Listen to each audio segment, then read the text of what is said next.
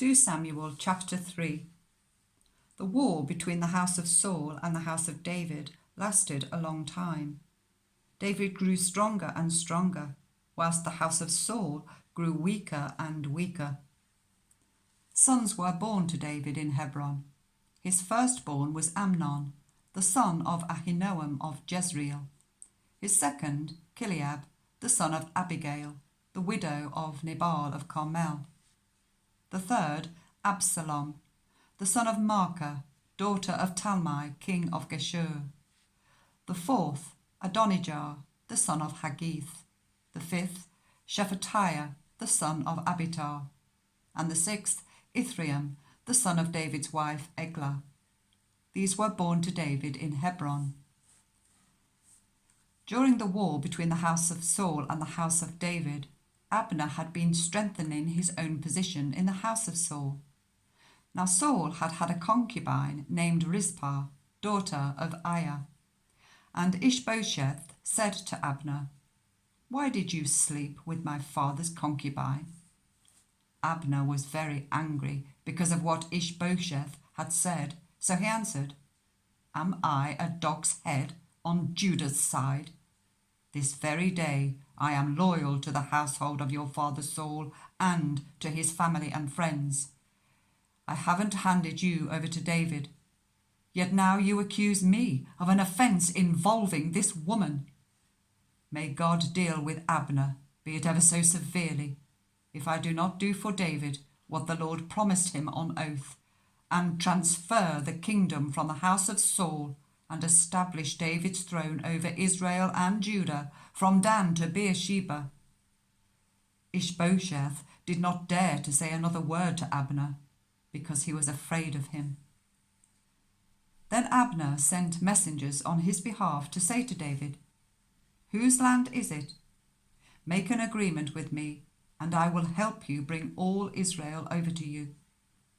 "Good," said David, "I will make an agreement with you, but I demand one thing of you.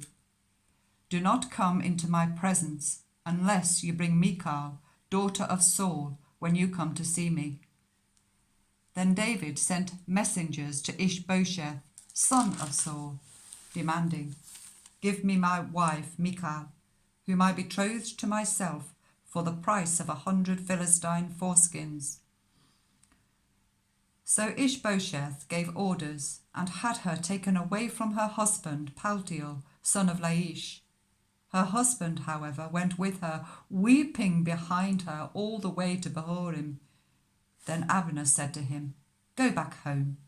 So he went.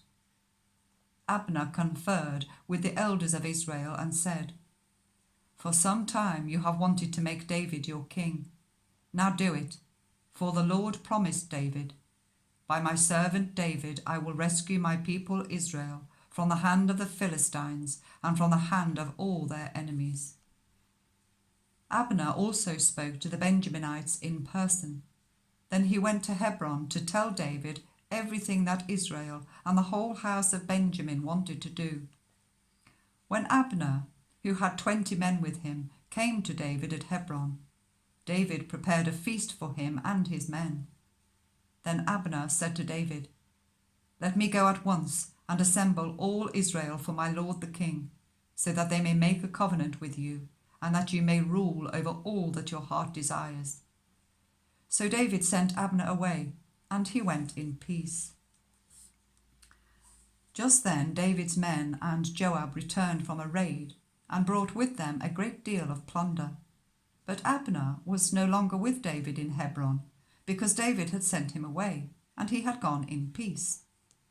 When Joab and all the soldiers with him arrived, he was told that Abner, son of Ner, had come to the king, and that the king had sent him away, and that he had gone in peace.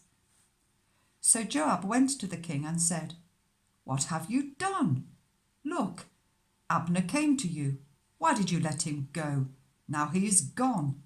You know Abner, son of Ner. He came to deceive you and observe your movements and find out everything you are doing." Joab then left David and sent messengers after Abner, and they brought him back from the cistern of Sirah. But David did not know it. Now when Abner returned to Hebron, Joab took him aside into an inner chamber, as if to speak with him privately, and there, to avenge the blood of his brother Asahel, Joab stabbed him in the stomach, and he died. Later, when David heard about this, he said, I and my kingdom are forever innocent before the Lord concerning the blood of Abner, son of Ner. May his blood fall on the head of Joab and on his whole family. May Joab's family never be without someone who has a running sore or leprosy, or who leans on a crutch, or who falls by the sword, or who lacks food. Joab and his brother Abishai murdered Abner because he had killed their brother Asahel in the battle of Gibeon. Then David said to Joab and all of Joab's men, Tear your clothes and put on sackcloth, and walk in mourning in front of Abner. King David himself walked behind the bier. They buried Abner in Hebron, and the king wept aloud at Abner's tomb. All of Joab's men wept also. The king sang this lament for Abner. Should Abner have died as the lawless die? Your hands were not bound, your feet were not fettered. You fell as one falls before the wicked. And all of Job's men wept over him again. Then they all came and urged David to eat something whilst it was still day. But David took an oath, saying, May God deal with me, be it ever so severely, if I taste bread or anything else before the sun sets. All of Joab's men took note and were pleased. Indeed, everything the king did pleased them. So on that day all of Joab's men and all Israel knew that the king had no part in the murder of Abner, son of Ner. Then the king said to his men, Don't you realize that a great commander has fallen in Israel this day? And today, though I am the anointed king, I am weak, and those sons of Zeruiah are too strong for me. May the Lord repay the evildoer according to his evil deeds.